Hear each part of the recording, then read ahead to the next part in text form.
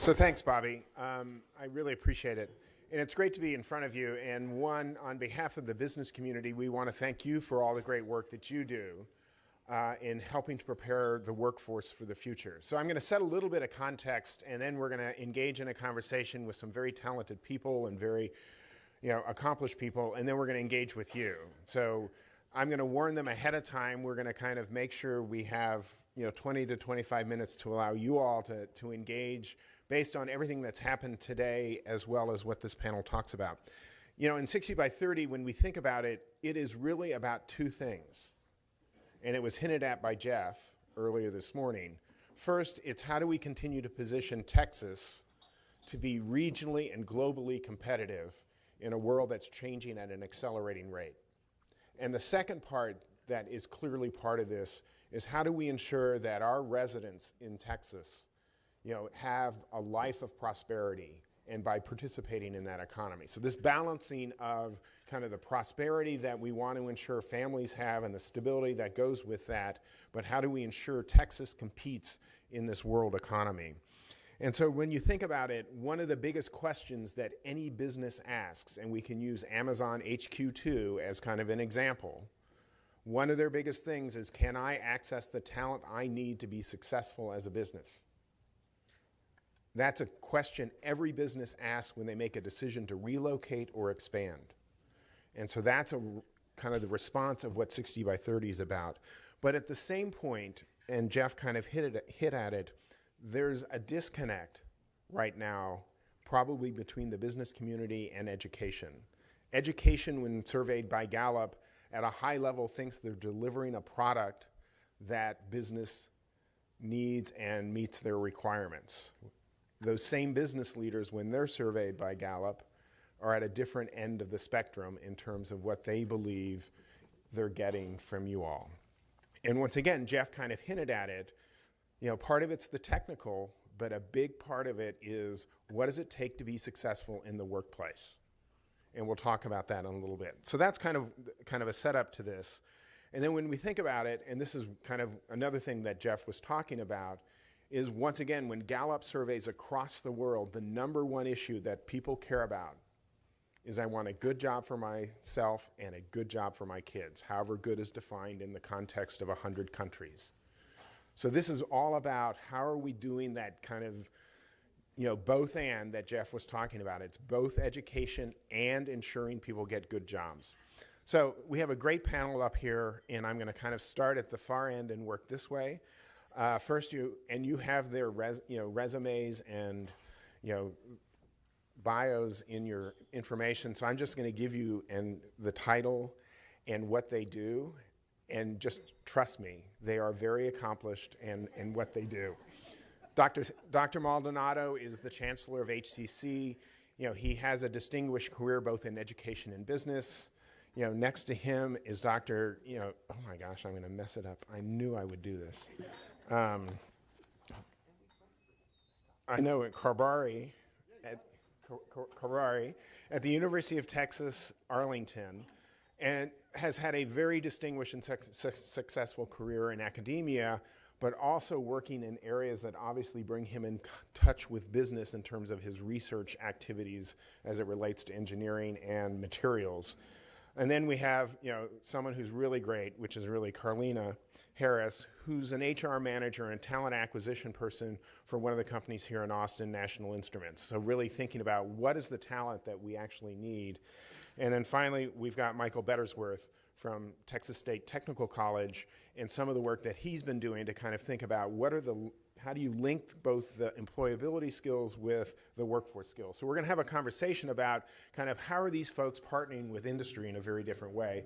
And so what I wanted to do was kind of start with kind of a question to both Dr. Maldonado and Dr. Carbari, is kind of help set the stage for how they partner effectively with employers and industry as they help develop a skilled workforce. And, kind of what are the key qualities for successfully partnering with this? And why don't we start with Dr. Maldonado? Good morning. It's great to be here. And some of the conversations that we've heard today really touch what all of our institutions are doing. And it's we're labeling them different things, but a lot of them really intersect and having that purposeful exit for our students, and it's one that matches with industry's needs. So what I'll highlight some of the things that we're doing in focusing on pathways for student success from high school to a university, and equally as important to the workforce. The way we're doing that is we're reaching out into the high schools. We've working with several school districts, having our goal is 100% of pre-registration of all their seniors to attend Houston Community College. And we know they're not all going to come to us, but by having that acceptance, they know that we might not be their college of choice, but we are there for them if they need us. And moving them into the career clusters that we have put together and identified as centers of excellence across our 640 square mile district. And we're doing that by listening to the advisory councils. We're looking at updating our curriculum, keeping it current, being sure that our graduates can be placed in their jobs. We have about an 88% placement rate for our workforce graduates. The type of partnerships we're forming are not only with local entities, they're also with international businesses. We have a partnership with Audi and as one national training center looking at their autonomous technology. We have a partnership with Apple with our iOS coding and design school. And we're integrating what we're doing with them with what the universities offer. With Stephen F. Austin, for example, we've got a partnership with a baccalaureate in design, and we're integrating design across our entire system into as much of the curriculum as we can without busting the rules of how many hours a student can take and what they can pay for. And another important part of our partnership is engaging industry to give us slots for apprenticeships and internships. And we have about 3,500 students in the construction and manufacturing industries that we have in apprenticeship or internship programs. We have 200 in plumbing. We have about 380 in the healthcare areas. We have a newly minted relationship with a small but growing electrical contractor in West Houston by the name of Trio Electric, where they've come in and partnered with the school district and Houston Community College to use the Google model. They are making offers to high school juniors and seniors, assuring them of employment when they go through the program. We're doing have similar programs going with J.P. Morgan in the IT area, with CVS Pharmacy for pharmacy techs and IT graduates. We're opening up a new simulated hospital right in the middle of Texas Medical Center and a $100 million expansion of our college, Coleman College there, where we have a full floor dedicated to a simulated hospital, where from neonatal to a surgery room, where the medical center hospitals come in and can observe our students as they're going through our program and the multiple careers that we offer in healthcare. We are going through a transformation, as all of us are, and we set up these workforce programs as vertical in that it is very discipline centric. But we're finding with convergence that many of these are turning horizontal. And I'll use robotics, for example, where it used to be a vertical program. We now have robotics in healthcare and manufacturing and automotive. So we're seeing that happen across multiple industries. And I know the word convergence has been used several times today. So the shared services model is one that we're using to help us with that convergence so we can afford to do things at scale and help students move through and graduate with the minimum amount of debt. And we're implementing some of the same things you heard Joe May up here earlier discuss in terms of keeping college affordable. The nucleus of our workforce programs, however, it goes back to those advisory councils where we sit down on a regular basis, have formal meetings with industry to listen to what they've got, what their needs are rather, and how we can play a role in that in moving students through our multiple income upstream connections that we have, not only with the school districts, but with incumbent workers and workers that want to change careers. So again, starting out with what that exit needs to look like, and then working backwards from there. So that's a kind of a summary of high 20,000-foot view of what we're doing. Dr. Kapari. Sounds great. How many hours do I have? So let me try to set the stage a little Point bit. one. Let me try to set the stage before I get into details about UTA and what we're doing, just so that everyone understands where I'm coming from. So from where we sit, the traditional student that we all are used to does not exist anymore. The 18 to 24-year-old who came straight from high school and went on to college because mom and dad said that is what they needed to do. And sometime in the next 4 or 5 years, they graduated because maybe they partied a little bit, didn't concentrate a little too much, and they got a degree. That student is no longer the traditional student, at least on our campus, and I'm expecting on most campuses across the United States. It is a student who comes using various pipelines and pathways. They come from high school, they come through a community college, they come after being in the workforce, and so that population is very, very different. The workforce itself has changed because of the advances in technology. Advances in technology are making it such that we cannot actually predict, even though a lot of us would like to be able to tell the rest of the world that we can. But I cannot predict that in 5 years, the majors that will be the most important and the most popular are the majors that I'm even teaching today or I even have in my books today. And so that means that we have to look at preparation for the workforce in a very different way. Yes, there is a huge amount of a disconnect between what we think we're doing and what the corporate world believes we're doing. They expect that they will get a student who is ready to hit the ground running, and they have a right to expect that. And we haven't caught up. And that's just a very general statement. I'm sure there are lots of us who have caught up and are advancing, but in general, higher education is far behind. So given that as a background, some of the things that we've been trying to do at UTA are to actually use 3 terms. One is the term that I'll try to define, which is a continuum. The second is to disaggregate education, and I agree that we're now talking about 2 extremes. And the third is a term that was used before, which is a convergence. So when we do that, we have to remember, and I'm going to start off by saying something that might strike people as odd, and my apologies if I started off on a note that gets people very upset with me. When we buy a car, we also pay for a maintenance contract. And we expect that that car will work and run for a long period of time. When we buy an education, we tend to believe that the person selling the education is only responsible for the point up to graduation. And after that, we sort of forget about it. So that's that first term, which is continuum, which is to try to make sure that when we talk about education, we're not talking about education just to that degree, the bachelor's, the master's, the doctorate, or whatever it might be, but that we are actually educating with the possibility for that student to come back. And yes, the definition of student will now change, to come back and continue getting the education that is needed in order to keep them current with what the workforce needs. In order to do that, we also need to make sure that we're preparing our students the right way. And that means in today's world, we have to do 2 things simultaneously. And I'm very proud that at UTA, we do those 2 things simultaneously.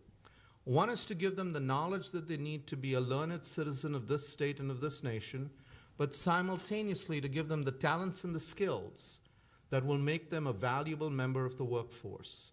And they need to do both those things simultaneously because that's what's going to be needed. Mom and dad are going to expect that they get a job, and the job pays for them to have a good life. The student's going to expect that if they are in debt, they be able to pay that debt back very quickly. And I'm very proud that at UTA, we have the lowest debt in the nation of any national university across the board. It is the lowest. The only 2 higher than us in terms of the low amount of debt are 2 private universities with huge endowments.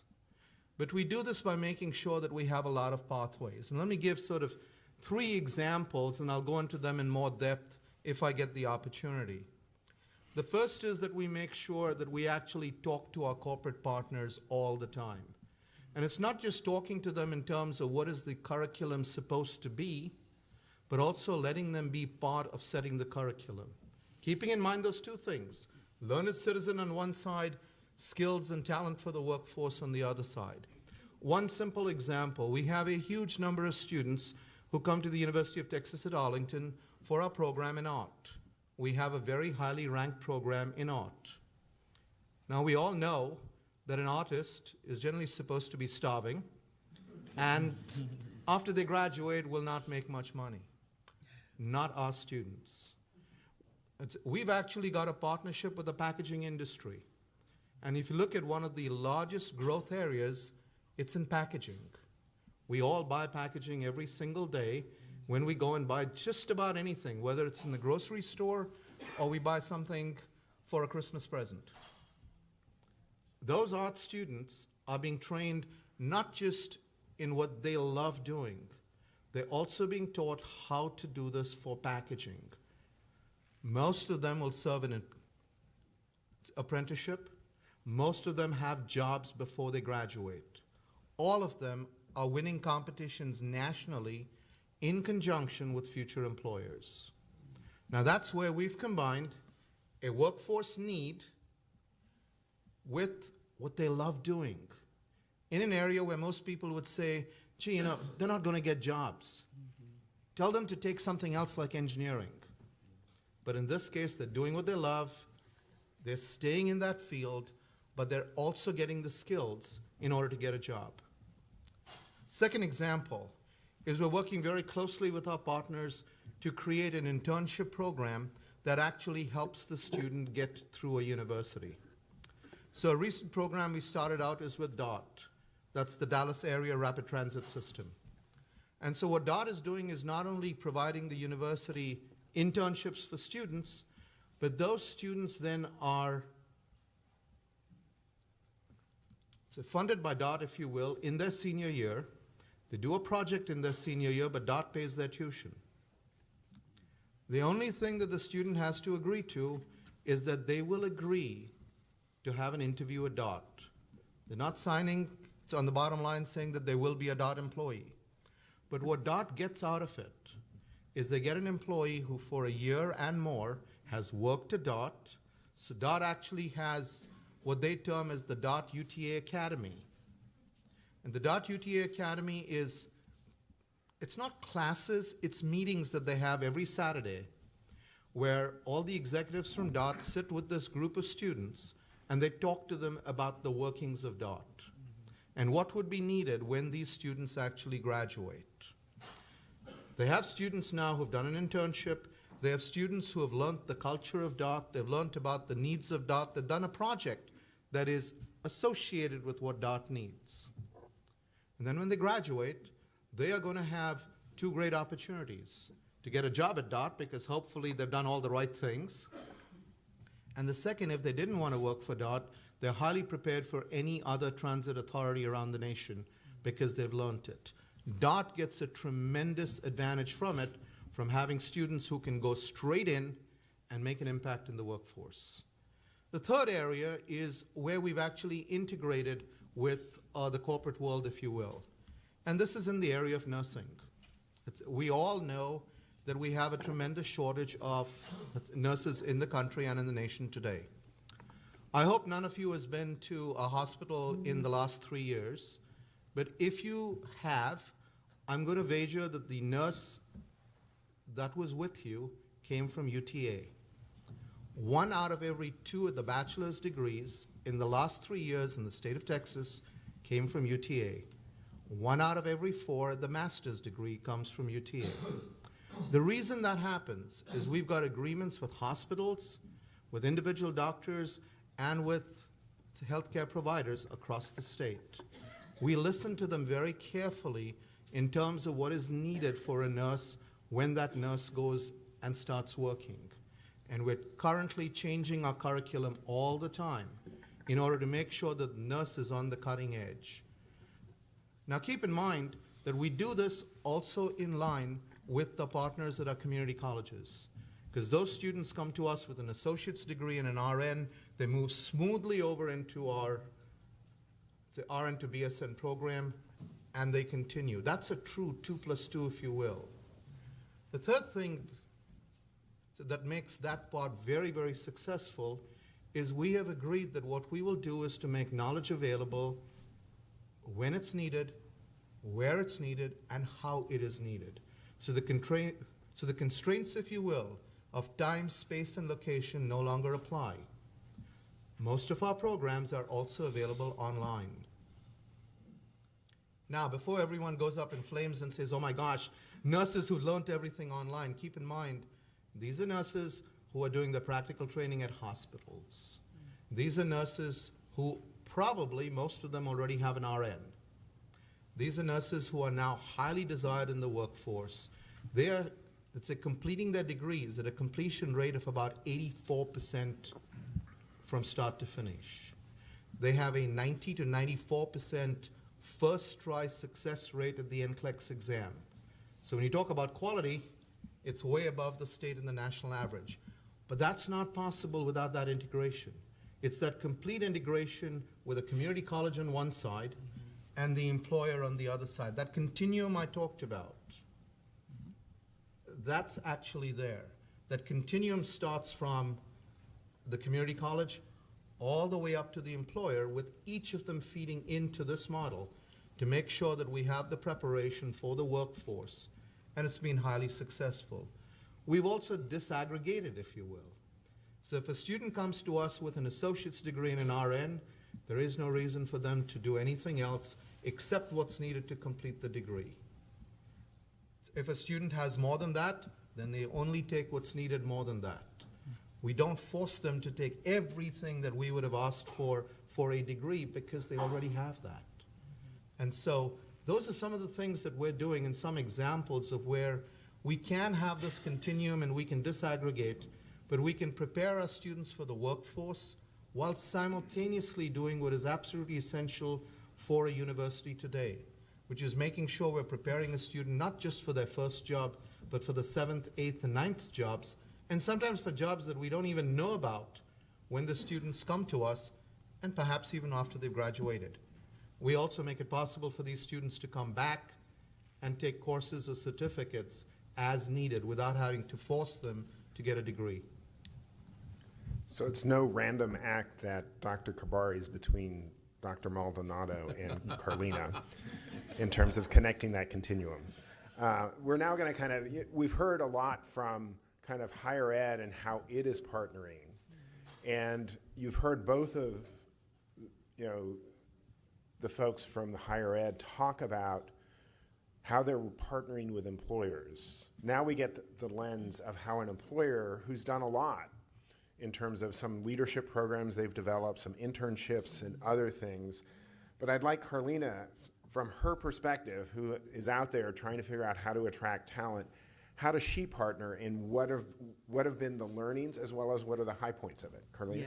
Yeah, I think I'm really unique because I'm also a mother of a college student, so I know about the whole rise and cost of tuition.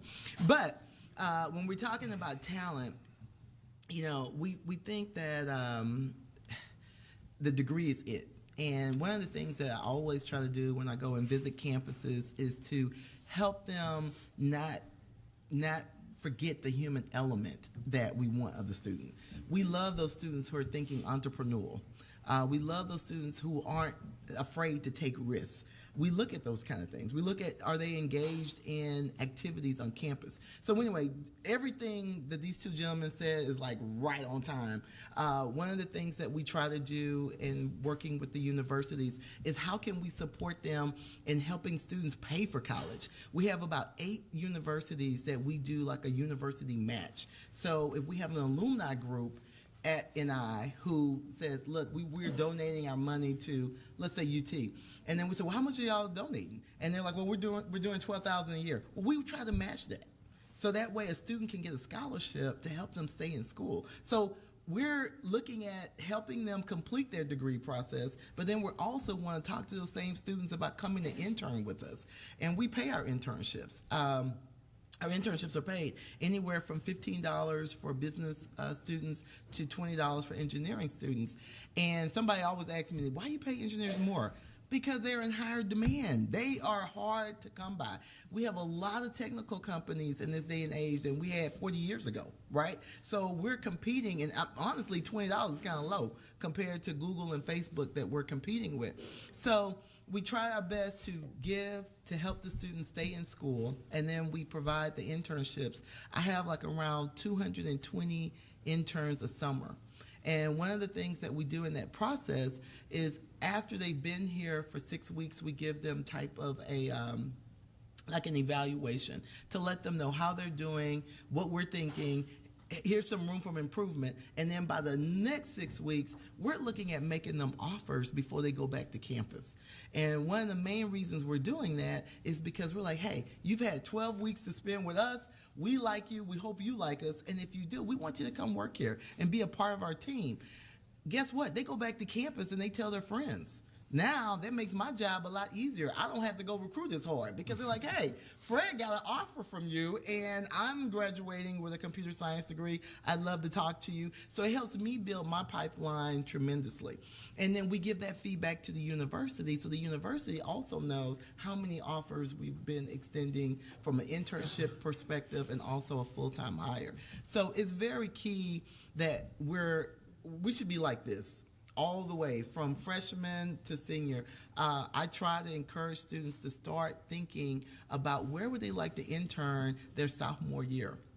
Because if you think in junior year, it's almost too late. We do our best to recruit all of our interns around the December fall timeframe, before December. So a lot of students come, around March or April. Well, by that time, we've already filled the intern roles.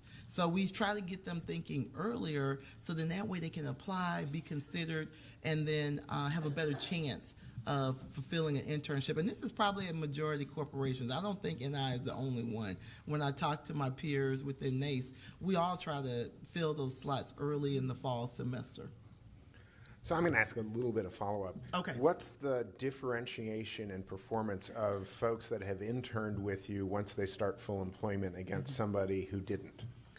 Big time, because one, they know the products, they know the culture of the company, they also know, even if they get hired in a different team, but they have an understanding of what we expect of projects. So they have an understanding of the timeline, they know pretty much what the company's focus is, our strategies, because we also invite all of our interns to our company meetings. So they are really just engrossed in the whole culture of NI. And so when they get hired, it's so much easier from a transition standpoint versus someone new that has never interned with us. They have to take that whole 90 to 180 days to get acclimated, whereas the intern does not. So a couple things Carlina said that I think are critically important, coming from the business community, is one, she's leveraging the incentive she has control over. Mm-hmm. Internships, how she relates, incenting on scholarships. She is partnering with institutions that if they deliver against what she just described, she's going to do more of that. So we need to be thinking about that identify that. Is that a trend that we need to be monitoring as we go forward, and particularly in terms of the partnership? Now I'm going to turn to Michael, and then we're going to open it up for questions. And obviously TSDC is incented to actually think very deliberately about how to connect folks to the employer. And I think a lot of your work, Michael, has been really around this in this space that I think we heard from Jeff of how do we ensure they can be successful in the workplace, but also get the technical skills? And I think you spent a lot more time thinking about the employability skills piece of it. So can you kind of describe kind of what you've been up to? Thank you. Good morning. I know we stand between you and lunch, so we'll keep it moving, right? So you've been appointed or elected to serve as leaders of these higher education institutions. And if you haven't picked up on it so far, they are not sleepy colleges. There's major transition that is happening in this space. So welcome. You signed up for that. It struck me as I walked in this morning, the hallway has some banners that correspond with 60 by 30. And they really symbolize this moment of transition that we're in. The first banner is completion, I believe, and the second is attainment, or the first or second, completion and attainment. That was closing the gaps. And we as a state focused on attainment and completion as our primary goal. That typifies, to a large degree, the College for All mantra. When you turn the corner, the next banner is Marketable Skills. Literally and figuratively, we have turned a corner. And that really represents well how our thinking, both as a state and as a country, has evolved from what has been described as the College for All mantra to something that, to pick up on what you said with prosperity, is I think what we could label the Prosperity for All mantra. And that is not dictated by the level of education or whether it's a 2-year, 4-year, art, technical, jobs that don't exist. Those kinds of rhetorical devices, those were back behind us. We've moved on. And that's the moment we're in today. It's highly encouraging. On employability, I've spent about 16 years thinking about this and working on it, a lot of publications and research, and have come to know many things that I had wrong over that period. And I can resolve it down today into 3 core things to improve employability outcomes that I think are essential from the educator perspective. One is targeting relevant occupations. Are we focusing on occupations that have a good wage, that have growth, that have stability, that are relevant for the economy today? And that's a variable question. Not all occupations pay the same. Entry-level wages in culinary programs are quite low, as tends to be the case in the industry, versus a petrochemical engineer, which is your highest earning bachelor's degree program on average. So there's a wide disparity. Also, relevant occupations, an important part to that is that earnings are not dictated by level of education. It's a correlation, but there's a broad range of occupations that have very high-level wages with, quote-unquote, some post-secondary. And I think that's a big evolution in our thinking, where the NCES and some other statistics and reporting that shows degree level corresponding with education, with pay, it's a great disservice because it limits people's understanding and thinking of opportunity. We're moving beyond that, which is good. The second of the 3 is this relationship with employers. You remember the 3 R's from the educators in the house we had before. We have 3 R's today. The first is this relevant to the labor market, and the second one is relationship with the employer. We have about 900 industry advisors across our programs that we meet with formally once or twice a year. But informally, we meet and talk all the time. Emails, phone calls, coming to classrooms, co-ops, internships. Those relationships with quality employers, and that's a part of this. We don't want to place students with a company that's going to hire in the summer and fire in the winter. Some small HVAC companies may do that. We want to place them with companies that are going to have a career path, tuition reimbursement, real opportunities. So quality employers is a part of that relevant relationship part. And the third is teaching competencies that correspond with the job requirements. So in this topic of skills gap, I'll spend a moment on this one. We know largely what a welder or a pilot or an accountant needs to know. We know a pilot needs to land the plane. We know the accountant needs to have integrity and attention to detail. We know a nurse needs to wash their hands, right? So understanding the core competencies that are required is not really the core issue with the skills gap today. There are variations of skills, and they do change to some degree. But when we have relationships, we know what those are. However, a big feedback loop that is missing is the quality of the instruction. And that is, after someone has graduated from a program, do they know the competencies that we said that we taught well? And those correspond with the hard skills and the soft skills. They absolutely, hard skills are critically important. Every time you get on a plane, it's nice that the pilot says hello and has a good personality. You hope they know how to land it, though, right? I mean, okay. Exactly. So we've moved beyond that battle, hard skill, soft skill. Yeah. So those are the 3 R's. Is it a relevant target occupation?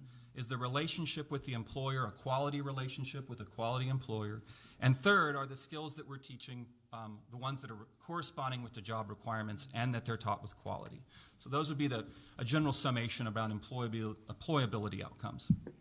So we're about ready to open it up, so I'm going to give them the final word on a couple things as you think about some of the questions. But I think Michael raised a couple points that are really important. I'm going to add a little bit to it. It's not only the relevant occupation, but the relevant industry for the region. True. When you think about where folks are coming into a regional economy, how do we ensure that they're going to connect into one of the, if you had to bet on some of the industries that are actually in the region so that they can actually connect to it. Yeah. And I think the second piece, which is this competency related to the career or occupation, I'm sure Carlina and I've spent time with, yesterday I spent time with CHROs in our medical center. And this cultural piece, are they going to fit into the culture? Are they going to be able to be the right kind of nurse, the right kind of patient care assistant? Is hugely on top of their mind, so far above even the technical skills. Yes. And so I think this notion of what Michael's been talking about, it becomes a critical part to this. So in your final wrap-up panel, you each get kind of a short piece of it, and it goes to the point of, as you reflect, what do we need to be doing in the future in order to skate where the puck is gonna be, not where it is today? And we'll start with Dr. Maldonado and work this way, and then we're going to take questions from the audience. It's critical to realize that the puck is moving, and the tighter the relationships we have with our industry partners, the better off we'll be able to predict where the puck's going to be. And we're living through a time of great transition going on all around us as automotive companies look at what they're going to be like 15 or 20 years from now. They're not going to be automotive companies. There's this convergence again to technology, and they're going to be in the people-moving business. And how that happens and how that rolls out is in large part dependent on the skills that our workforce has. So the tighter the relationship we have with them, the focus on the relationships, the rigor of the programs that we have is key to the role that we play, that Houston community, all colleges play in this middle space, and bridging from the multiple student streams that we have from the high schools, from the incumbent workers that are transitioning to new jobs and moving from oil and gas to healthcare and vice versa. The role that we play and listening to the guidance given to us by industry is going to be critical in driving the economy and, in fact, in meeting the goals of 60 by 30. It's no longer going to be sufficient to have a top-notch academic degree. We need to make sure that what we're providing to our students is true lifelong learning. And we've used those terms over and over again, but very few of us really understand what that means.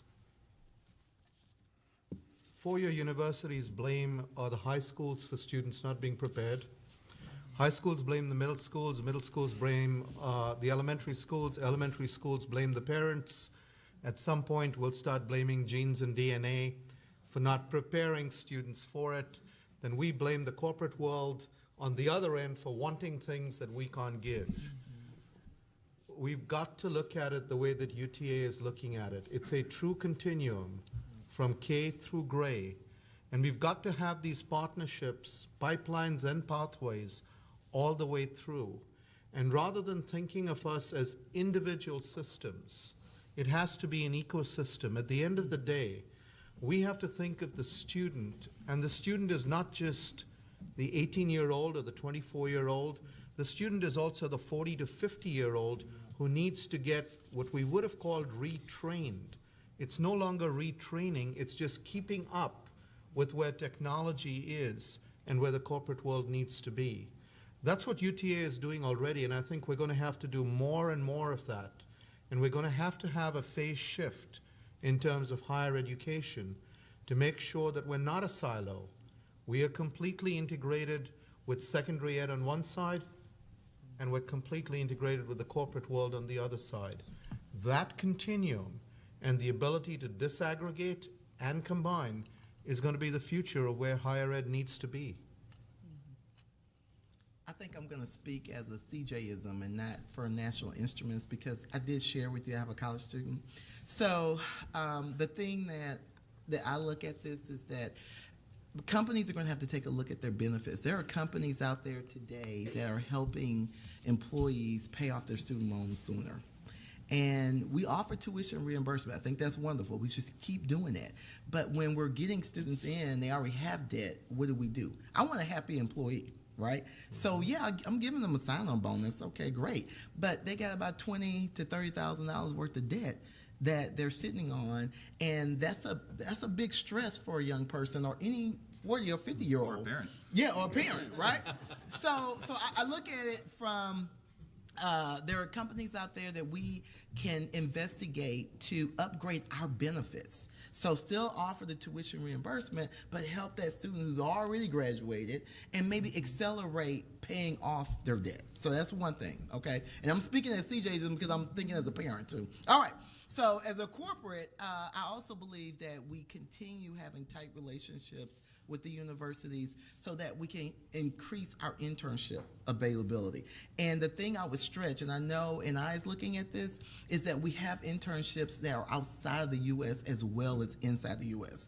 There's a couple reasons behind that, because we still are expanding our focus, our customer base, and we need individuals who are culturally diverse, that they can go and work in Hungary for a year, come back to Austin, bring that skill set and train the team so that we could be better supportive of our customers who are not in the U.S. So a couple of things that we're going to be looking at is expanding our internship program and also making sure that we are staying connected with our educational partners, whether it's a 2-year or 4-year degree. I was very happy to see Michael, because we have an advisor on his board at Texas State Technical, and some people always assume that NI hires 4-year degrees. No, that's not true.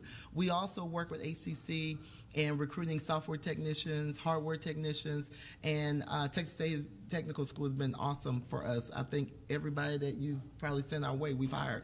So anyway, we'll keep doing those things, but also thinking more globally. Thank you. You're welcome. I had to put that plug in for you, Michael. Great. Okay. To your point, if you hired every student that we provided, that speaks to it. We don't have enough. We don't have enough graduates coming out of a lot of these programs. That's true. So skill alignment, check. Technological convergence driving skill requirements and changes, on it. We can update those things. Large companies like NI, Toyota, L3, we work with a lot of these big companies, and they have really great HR departments and budget and time to invest in these kind of talent pipeline systems. But the majority of people work at small and medium-sized businesses. So I think one of the big opportunities that we need to address is how do the smaller and medium-sized businesses that don't have that much, those kinds of resources, tap into these talent supply chains as well. I agree. The second point of that, we have to always adjust to market demand. Again, we've got lots of data to do that.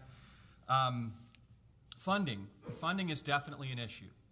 We've seen tuition increases across the country go up. We've seen student loan. We're still a really good bargain. We would argue in the market, $10,000 degree for an associate degree, and getting a job at NI that pays pretty well, it's a good bargain. But there's only so much that we can do those adjustments. And there's also only so much that employers can subsidize with these costs. So getting these funding models and these things in order is an important component of that. And we've had some progress on that of late. And then a last one that kind of relates to that as well is metrics and data. Texas is really ahead in having metrics on earnings and placement data, thanks to the Coordinating Board and the Workforce Commission for working together over years to link the student data and the employment data so that we as educators know how well are they doing in the job market. That data is invaluable as a quality control check for us. So we're already ahead of, there's only a handful of states that do that. But greater transparency and greater numbers like that we as a state can produce without relying on the federal government, that will also continue to give us an edge on transparency and accountability, and also just awareness. Otherwise, we're kind of flying blind. How well are those students and programs doing is good for both the students, the parents, the counselors. It's also really good for us as managers of these portfolio of programs to know where we have quality improvement areas or things that are doing well, or could use improvement. Yeah. So we're now going to move to questions, and as Mary's getting out there, I want to build on something Carlina said, which is employers also have a responsibility to be a better communicator of the competencies and skills. Correct. I think Harvard Business School just released something related to degree inflation, that companies are signaling bachelors, they're paying those folks more, but they are not in the right positions, therefore they're dissatisfied and they leave quicker. So if you think about it from a business perspective, it's a trifecta in a bad set of economics. So, I mean, I think, from the business community, and this is why I wanted to build on Carlina's point, we need to spend more time signaling better on the 4 or 5 competencies and skills that are going to help people be successful rather than we need all 20. Yeah, no, I agree. Go ahead. Yeah, I'd like to hear some creative ideas on how to get these internships or training activities with small business. I mean, we all say we'd like to do that. We all say we need to do that. But when you come to the front door, it's not open because they can't. So, any ideas? I'll give you one example. This is in Marshall, Texas, in Longview. There were a group of employers, small, medium-sized companies, that were having challenges with some of their technical workforce. They didn't have enough qualified applicants. They were actually stealing candidates and employees from each other, and this was hurting the overall region and the regional economy. Those group of employers got together themselves and said, we need to grow our regional talent pipeline. And they defined the competencies and skill requirements, and each of them put some money in the bucket and passed it around. And then they worked with the local colleges, we were one of them, to do the kinds of things that NI is doing as a large corporation. They were able to do that as a group of competing companies in some instances. We didn't actually create that model. Those local companies did. And that's one small example of, without tax incentives and other large kinds of, that's not the topic we're going to talk about today, other types of topics. Those are things that we think employers can do today. Now, we as the education training providers, maybe we can do a better job of helping communicate and establish those kinds of partnerships. But that's worked very well. Yeah. I'm going to build on it. I wanted to add, Tim, as well, our marketing team brought that issue to our attention in HR about our partners not being able to find qualified candidates. So one of the things that we're investigating for 2018, we get thousands and thousands of applicants. Well, we don't have thousands and thousands of jobs. So one of the things we're going to start doing for individuals who certify within our software LabVIEW, we want to notify our partners and match them up with those individuals. So that can help them get interns and new hires that meeting the skills that they need. So the other example I was going to piggyback off of Michael is big companies can help their partners, because a lot of our partners are small. They're small, mid-sized companies, and they don't have the HR bandwidth that NI has. But that's another way that we can help the small and mid-sized businesses is share the pool, share the wealth, basically, because we don't have, we can't fill all the positions with those talented individuals, right? So the environment where these smaller companies are stealing employees from each other kind of drives them to seek an alternative. And the example I used earlier with Trio Electric is just that. And not only is this program going to fulfill Trio's needs, it's going to fill some of their competitors' needs, but they're doing it gladly. A resource that we've used recently that's been very fruitful is our Alumni Association. Many of our graduates from our drafting program, our design programs, our manufacturing programs are out in the workforce, and they know what their company's needs are. And they're typically working for some small and mid-sized companies. By connecting with them, they connect us in turn to their HR department, and we're able to increase some of the numbers that we have in internships through that channel. So one of the things that we've built is a program very similar to that. So normally we go to alumni because we want them to provide us jobs at the end. What we've done is to say, no, what we want you to do is to provide an internship, but we also want alumni to be mentors. So we're trying to make sure that every one of our students actually has an alumni mentor. It's a program that's just starting, but what that does is it gets the alumnus involved with the education, and then it opens out, well, I have a job that someone might be able to do at my firm, so I'm going to give it to this university. Not necessarily the mentee, but somebody from that group. So it creates the relationship now where there's a belonging, let's say, between the alumnus and a student to create an internship because they believe it's going to help both the company and help that relationship that they already have. Is there anyone here from the Workforce Commission? I thought I saw someone earlier.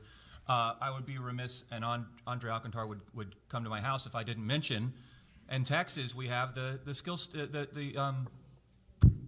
Workforce. no, I just forgot Skills it. development. The Skills Skills Development Fund. Oh my yes, gosh. Skills Development Yeah, it's Fund. like more Correct. than $1 million of funding we get from that a year, and I should forget the name of it right now. The Skills Development Fund. Correct. This is Texas, right. part of your UI wage insurance, part of the UI money that employers pay, helps fund Texas's own skills training fund, and it's called the Skills Development Fund. And that is accessible for small and medium-sized businesses. We do a ton of those, and the Workforce Board has improved some of the processes related to that to reduce some of the red tape associated with it.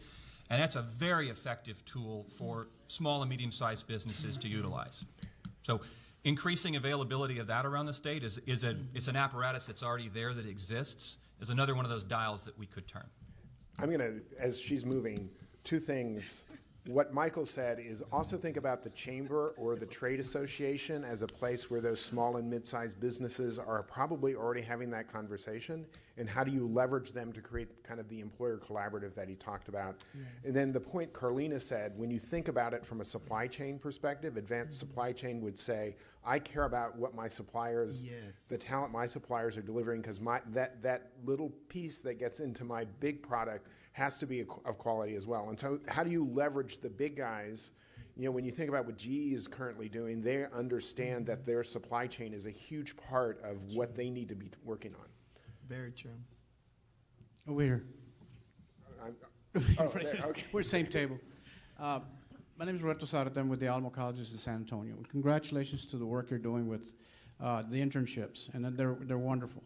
We have great corporate sponsors too in San Antonio, partners. But I want to change this into another dimension. Okay. You have 60 by 30 Texas in front of you. It's a major, major undertaking, policy position in this state. It needs support. Community colleges are at the point, though, that we're really struggling with sustainability in terms of what we have. And it would be an important role for industry to play in terms of advocating when the next session comes up, in terms of providing those successful experiences you have to the legislators so that they can make choices for our funding.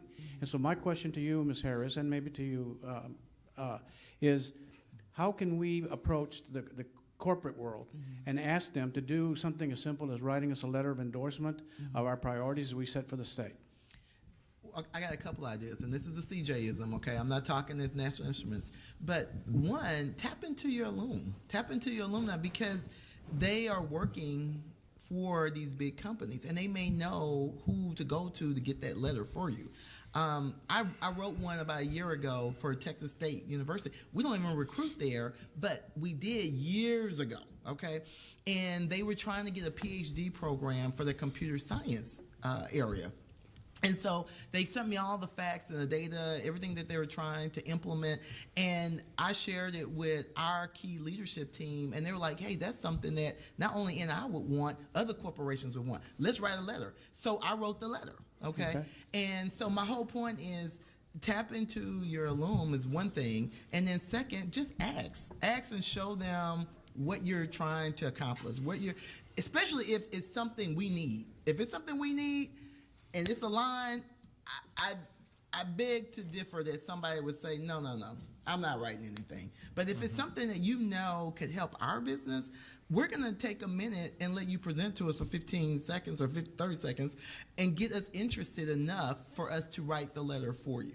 I mean, And I agree with you, and I think we can do that, and I think that's one of the strategies we have in place. Okay. But I just wanted to focus on the fact that this is not just an academic plan, Oh, 60 no, by it's 30. not.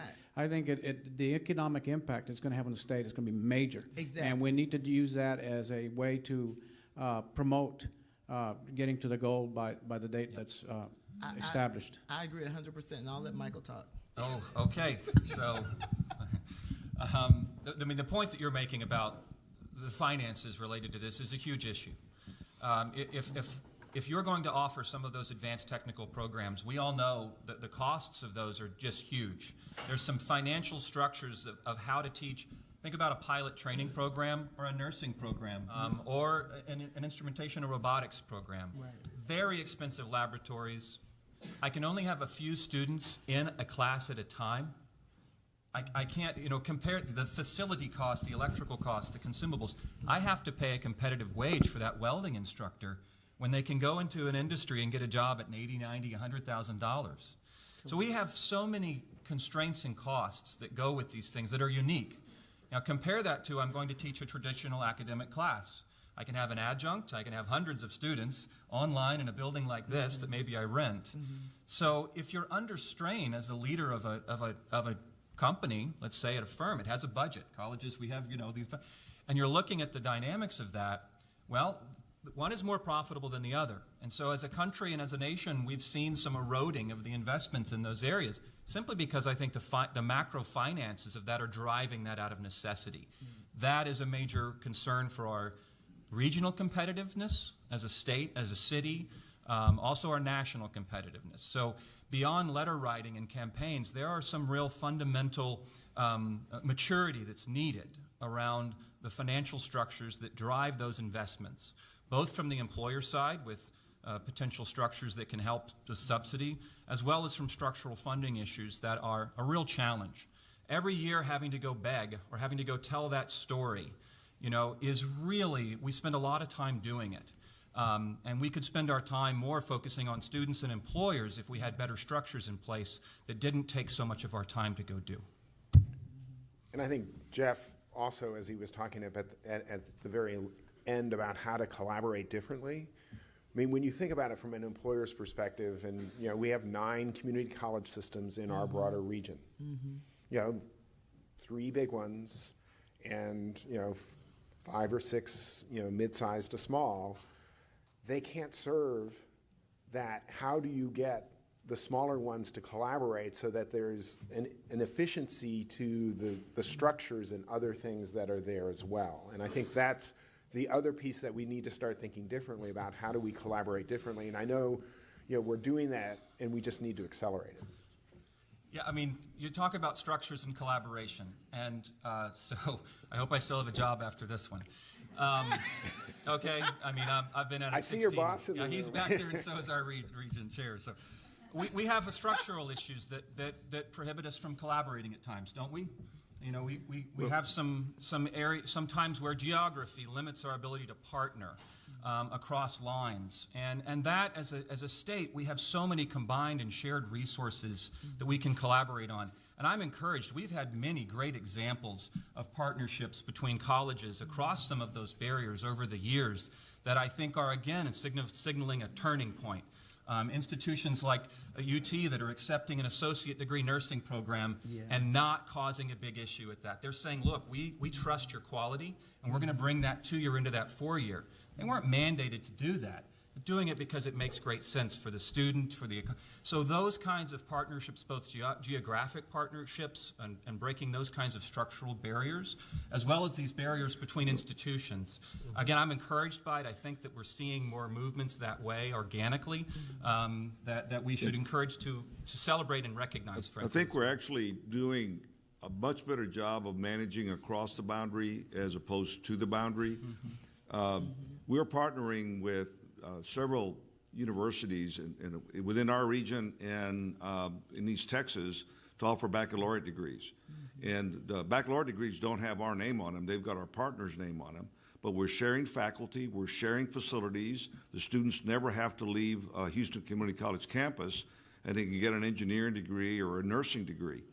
To get to the point of sharing faculty and lab and curriculum, then we start really looking at a true joint venture where we're focused on the success of the student and meeting industry's needs as opposed to who gets the credit for whatever's happening. So I think we are at a turning point, and we're going to be having to look at more of a shared service concept and shared resource concept. So when we go to Austin and ask for more funding, we can show that we are delivering more with less, and therefore, in order to achieve the 60 by 30 and the funding that we need, we've proved up that we're doing as much as we can with the resources that we have, collective resources. I think we're at time. Is that correct? Sorry about that. No. I was just, there was a hand up over here. So, And we're approachable afterwards, so. so My resume's in there too, by the way. So once again, as kind of a representative of the business community, I want to thank all of you in the audience for the great work you're doing in building the talent pipeline and being innovative. But I particularly want to say a specific thank you to the panel. Let's give them a hand of applause. Thank you.